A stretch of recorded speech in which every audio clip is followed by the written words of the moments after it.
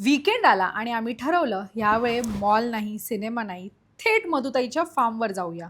Form हाऊसवर पोचताच आमचं स्वागत केलं देवी, शिवा आणि शंभू. हो, 4 पायाच्या सिक्युरिटी गार्डने. थोडा आराम झाला, मस्त जेवण झालं आणि मग सुरू झालं आमचं खरं मिशन, रील शूट करणं. मधुताई कॅमेरासमोर आणि आम्ही मध्येच दिग्दर्शन, कॅमेरामन आणि एक्स्ट्रा कलाकार अशी सगळी कामं करत होतो.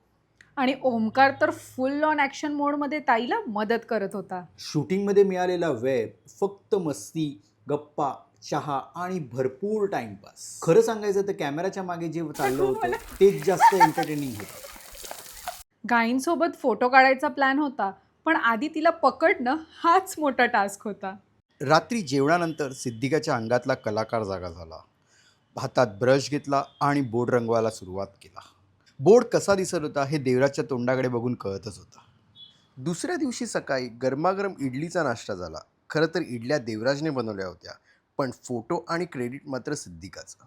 Chef on the camera, chef off the camera वेगळाच होता.